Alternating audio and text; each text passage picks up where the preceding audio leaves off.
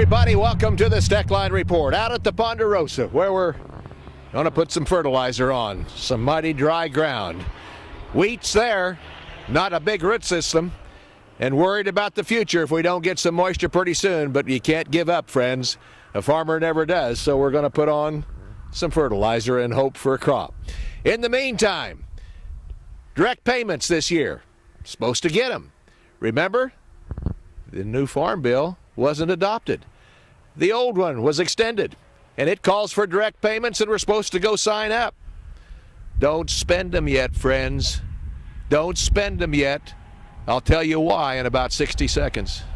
I first got started in the cattle business. My wife and my father-in-law got me into it. I love dealing with the animals and being in the outdoors. At American Ag Credit, I know a lot of them are in the same business that I am. Therefore they understand what I need and what problems I'm against, so they can work with you on it, and it makes it much easier. It's been passed down to me through the generations, and I want to pass it on down to the next generation or two.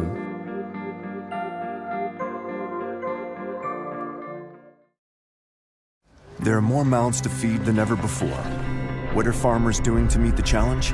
They're using agronomically designed equipment from Case IH. Our Quadtrac technology, soil management, and planting systems are designed to foster a better growing environment that helps farmers maximize yield potential. And our deep understanding of agriculture is preparing them for the challenges ahead. Will you be ready? I'm ready. Visit any of our 7 locations. Straub International, we're helping Kansas grow. Well, friends, I just heard from the Democrats in Washington, headed up by Stabenow, the chairwoman of the Senate Ag Committee, that they're putting the direct payments that we're supposed to get this year on the table because of all this talk about sequestration. Oh my goodness, that is a big word back there, which means, quite honestly, in my old country boy language, automatic cuts.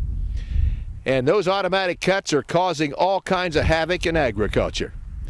You've already probably heard a lot of people talking about our Secretary of Agriculture may have to pull off all USDA inspectors at packing plants across the nation for at least a while, shutting them down.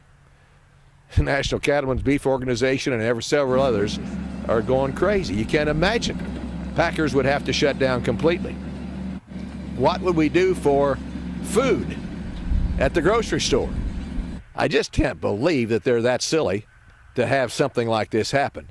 I think they're throwing it out there as a threat, if you will, to get some of these congressmen and senators off their duffers and vote for something that they want. In any event, whatever happens there will be a catastrophe, and we'll watch that pretty closely. In the meantime, Stabenow and the Democrats are putting the direct payments that we are supposed to get this year on the table as a cost-cutting device, so supposedly agriculture doesn't have any more cuts. Well, if you believe that, you haven't been to Washington, and you haven't listened to anybody that goes there for a long time.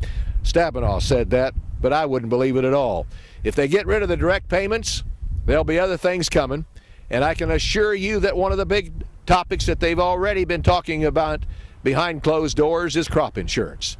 It's a big item, and they like to work on big items, and if they cut crop insurance, any at all, in my opinion, they've washed out the agricultural programs in its entirety.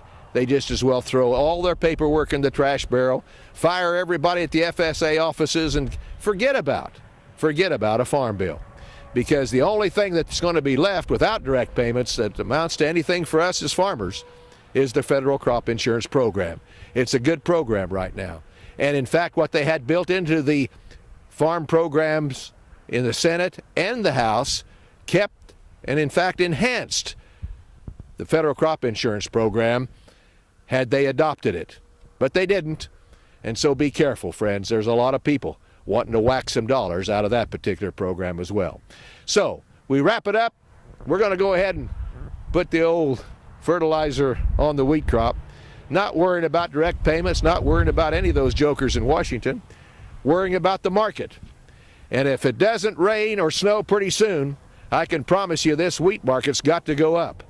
And it's fallen out of bed pretty good here. Over the last 2 or 3 weeks, it's been more down than up, with the exception of the weather. it'll change things drastically, and that's what'll make the difference on our wheat price this year. Keep watching that and the Steckline Report next time around.